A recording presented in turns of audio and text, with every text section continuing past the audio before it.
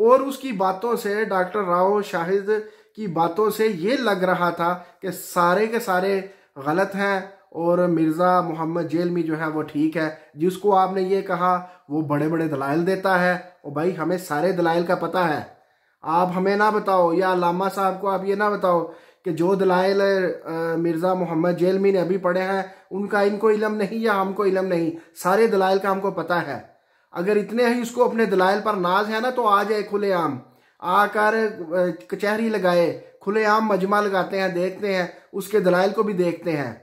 ठीक है, उससे बड़ा जाहिल कोई भी नहीं है जो मिर्ज़ा मोहम्मद जेलमी को मानता है या उसके दलाइलों पर चलता है।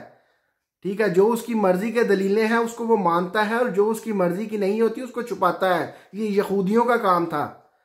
अस्सलाम वालेकुम, मैं हूँ जावेद इकबाल कुरैशी। व्यूअर्स, आज की वीडियो में मैं बात करूँगा उस प्रोग्राम पर जो अल्लामा हिशाम इलाही ज़हीर साहब और डॉक्टर राव शाहिद साहब के दरमियान हुआ, जिसमें कुछ दीनी सवालात भी हुए और कुछ सियासी सवालात भी हुए। और डॉक्टर राव शाहिद साहब ने अपनी कम फहमी का इस्तेमाल करते हुए, कम इल्मी का इस्तेमाल करते हुए, अपने जहलपन का वाज़िह सबूत देते हुए बहुत से उलमाए किराम पर तंज भी किए, तान भी किए, इल्ज़ामात भी लगाए। ठीक है, और अपनी लाइल्मी का भी सबूत दिया। कभी एक सवाल किया, अगर उसका जवाब अल्लामा साहब देने लगे तो एकदम छलांग लगाकर बंदर की तरह दूसरे सवाल पर चले गए, चलो जी इसको छोड़ो तो इस पे बात करता हूँ। जब अल्लामा साहब उसका जवाब देने लगते तो बंदर की तरह गुलाटी मार कर तीसरे पर चले जाते, जी चले इस पर आ जाओ। जब उस पर आते तो फिर चौथे पर, किसी एक सवाल पर वो ठहर भी नहीं पाते थे। क्यों नहीं ठहर पाते थे? क्योंकि उनको खुद इल्म नहीं था, दीन का फहम नहीं था। सिर्फ वो इल्ज़ाम तराशी करने आए थे, नीचा दिखाने आए थे। लेकिन क्या मैं बताऊं, अब जिसको अल्लाह इज्जत देना चाहे उसको आप कैसे नीचा दिखा सकते हैं? इसका सबसे पहले मैं जवाब दूंगा कि डॉक्टर जाकिर नाइक साहब पर उन्होंने कुछ इल्ज़ाम लगाए, जी फ़लाँ औरत ने ये सवाल किया तो डॉक्टर साहब ने उनको झिड़क दिया, फ़लाँ ने ये सवाल किया तो डॉक्टर साहब गुस्से में आ जाए। भाई सबसे पहले मुझे ये बताएं, जब भी कहीं डॉक्टर जाकिर नाइक साहब का प्रोग्राम होता है तो वो क्या कहते हैं? वो कहते हैं कोई गैर मजहब यानी कि गैर मुस्लिम भाई या गैर मुस्लिम बहन सामने आकर सवाल करे, यानी कि कोई ईसाई, हिंदू या सिख या यहूदी कोई भी है वो आकर बात करे दीन पर दीन, तो मैं जवाब दूंगा। कभी क्या डॉक्टर साहब ने आकर, डॉक्टर जाकिर नाइक साहब ने ये कहा कि जी मैं मुसलमानों का बहुत बड़ा जो मुफ्ती हूँ, मैं जो बारीक मसाइल हैं उनके बारे में भी फतवा देता हूँ? क्या कभी उन्होंने ये ऐलान किया? वो जब भी अपना मजमा लगाते हैं, लोगों को इकट्ठा करते हैं तो इस्लाम की दावत देते हैं, एक अल्लाह की तरफ बुलाते हैं, कुरान की दावत देते हैं, सही हदीस की दावत देते हैं। ये दीन के पेचीदा मामलात जो हैं ये उनसे पूछने की ज़रूरत ही नहीं है। ना वो ये क्लेम करते हैं जी मेरे पास आओ और इन दीन के मामलात के बारे में पूछो। ये छोटे छोटे मामलात जिनमें हम हमेशा लड़ते रहते हैं, देवबंदी अहले हदीसों से, अहले हदीस सुन्नियों से, सुन्नी बरेलवियों से, बरेलवी शियों से, तो भाई ये सवालात उनके पास ले जाने की पहले तो बात यह ज़रूरत क्या है? या मुझे आप कोई एक वीडियो बता दें जी डॉक्टर जाकिर नाइक साहब ने ये कहा हो जी मेरे पास वो दीन के मसाइल भी ले आओ तो मैं उसका भी जवाब दे देता हूँ। कभी नहीं कहा, तो इसलिए उनके पास जाने की ज़रूरत ही नहीं। जो बंदा या कोई औरत ऐसे सवाल लेकर उनके पास जाए जिनमें उम्मत लड़ रही है, यानी कि मुसलमानों की जो आपसी मसाइल में इनके अख्तलाफात है माफ़ कीजिएगा मेरा गला भी कुछ ख़राब है, लेकिन प्रोग्राम देखकर मैं अपने आप को रोक नहीं पाया कि मैं जवाब ना दूं कुछ सवालात का। डॉक्टर राव शाहिद साहब की जो इल्मी लेवल है, जो जाहलानापन है, उसका मैं अगर जवाब ना दूं तो शायद मैं अपने आप को भी मुआफ़ ना करूं। तो बात यह है, डॉक्टर जाकिर नाइक साहब सिर्फ गैर मुस्लिमों को इस्लाम की दावत देते हैं, फिर जब वो कलमा पढ़ा देते हैं फिर उनको अगला जो स्टेप होते हैं उसकी तरफ रवाना करते हैं। उलमाए किराम के हवाले करते हैं जी, आप हमारे इस मदरसा में चले जाएं, इस फ़लाँ बंदे से रब्ता करें, वो आपको दीन के मज़ीद जो पहलू के बारे में बताएगा। तो कभी अल्लामा डॉक्टर जाकिर नाइक साहब ने ये क्लेम नहीं किया जी मैं बहुत बड़ा मुफ्ती हूँ, मेरे पास आओ। ऐसे सवालात करने के लिए पाकिस्तान, इंडिया, बल्कि पूरी दुनिया में जो मुफ्तियान किराम बड़े पड़े हैं, आप अपने इलाके की मस्जिद के मुफ्ती से, मौलवी से ये ऐसे सवालात करें, उनके पास जाने की ज़रूरत ही नहीं है। वो सिर्फ गैर मुस्लिमों को दावत देते हैं, उनके कुछ जो जहनी खलफिशार हैं उनको दूर करके कलमा पढ़ाते हैं। फिर अगला स्टेप इन्हीं मौलाना साहब का होता है जी, ये भी पेचीदगियाँ हैं, ये भी पेचीदगियाँ हैं। तो शायद आपको समझ आ जाए। अब बात करते हैं इसके अलावा कि जी वो यजीद को राहिमहुल्लाह ताला कहते हैं, यजीद पर लानते नहीं भेजते। ओ भाई, आपको क्या लेना देना है? क्या आपने पूरी उम्मत का ठेका उठाया हुआ? अगर शीए अहले तशय्युई भाई जो हैं वो यजीद पर लान तान करते हैं तो क्या आप उनको रोक लेंगे? या अगर जाकिर नाइक साहब जो हैं वो उसको राहिमहुल्लाह ताला कहते हैं तो क्या आप उनको रोक लेंगे? भाई, दोनों को मनाने के लिए आप दलाइल दें। अल्लामा हिशाम इलाही ज़हीर साहब ने आपको ये मुतअद्दिद बार बताने की कोशिश की है कि कोई जो मुसलमानों की कुतब हैं, यानी कि जिन कुतब को अहले सुन्नत मानते हैं, ठीक है, बुखारी, मुस्लिम, तिरमिज़ी, निसाई, अबू दाऊद, इब्ने माजा, मुस्नद अहमद, मोता इमाम मालिक, रिसालत शाफिया, जितनी भी कुतब हैं उनमें वाक़या करबला का कोई जिक्र नहीं है। ठीक है, हज़रत इमाम हुसैन रज़ी अल्लाह ताला अन्हु की शहादत का कोई वाक़या नहीं है। किसने कत्ल किया कोई पता नहीं है, किसने करवाया कोई इल्म नहीं है, किसने हुक्म दिया कोई मालूम नहीं है। तो अगर वो ये नहीं कहते इन बिना पर डॉक्टर जाकिर नाइक साहब, अगर आपने उनको मनाना है तो भाई उनकी कुतुब से, जो जिन किताबों को वो मानते हैं, उनसे आप उनको दलाइल दिखा दें तो वो मान जाएंगे। ठीक है, या अहले तशय्युई भाई आके उनको दिखा दें। तो बात यह है कि इख्तलाफी मसला है, इसमें आपने क्या निकालना है? अहले सुन्नत वल जमात की कुतब में ऐसा कोई मसला मौजूद नहीं है।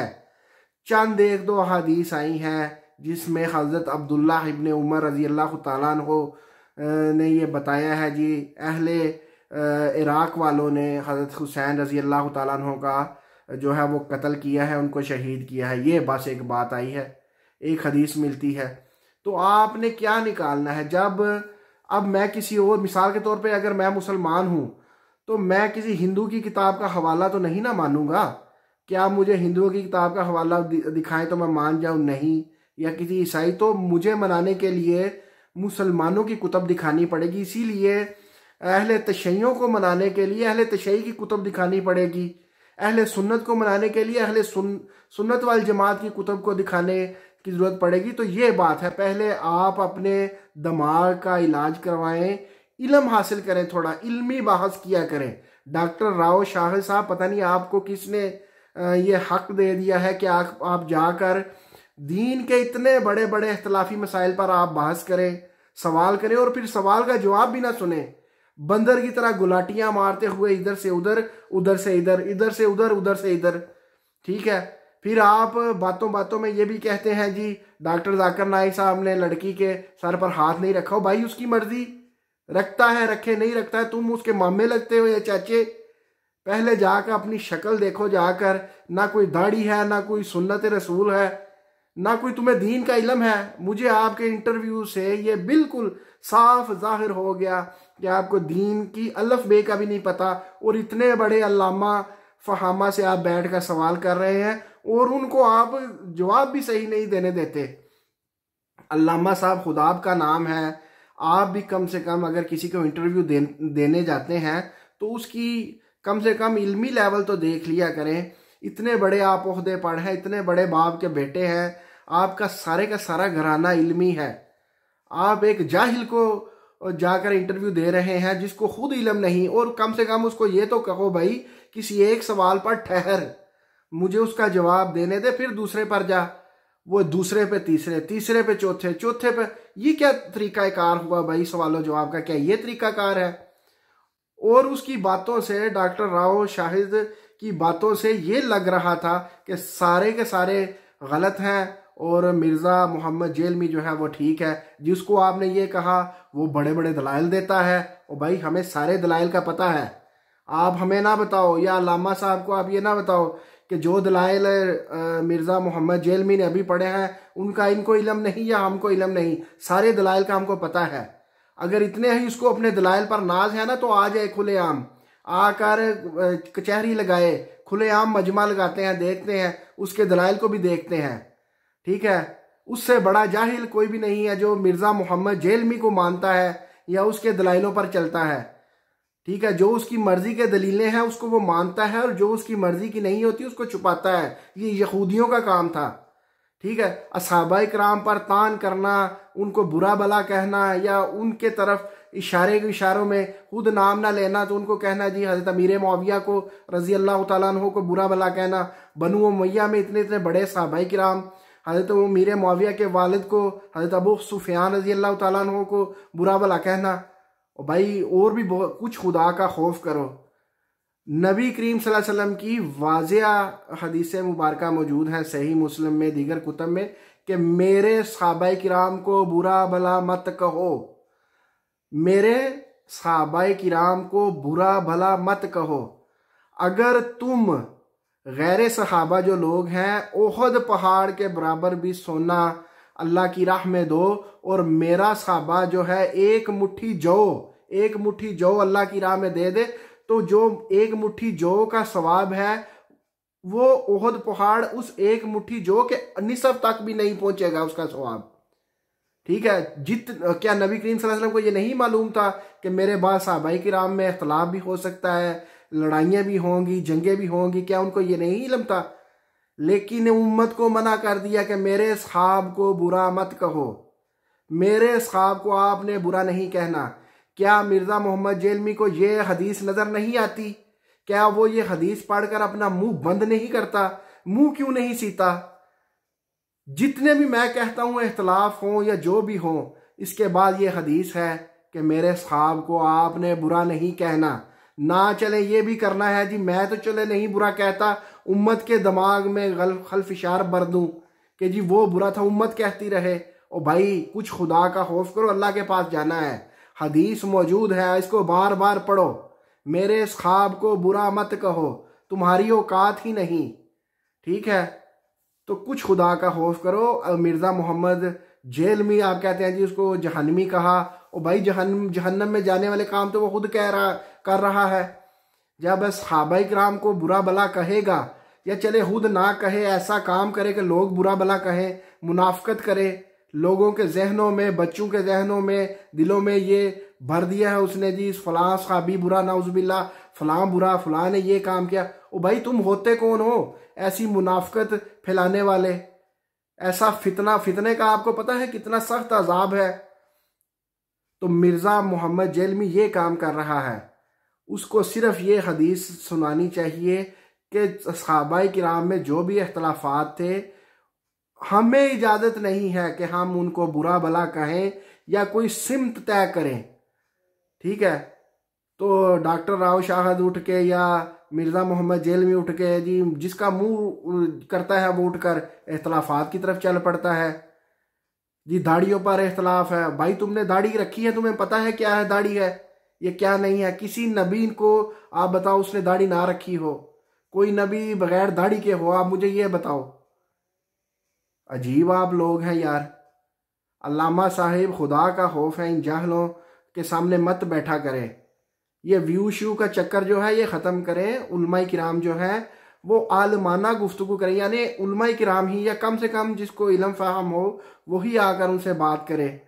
ऐसे जाहिल से तो बंदा घर बैठा रहे, बात ना करे, वही बेहतर है।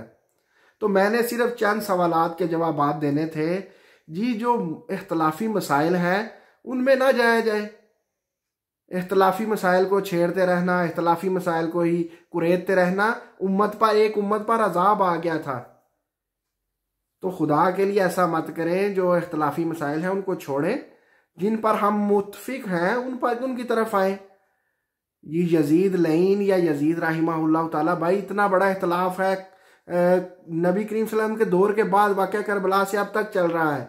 हो सकता है क़यामत तक जाए या उससे पहले ख़त्म हो या ना भी ख़त्म हो, तो आप ये ख़त्म करने आए हैं।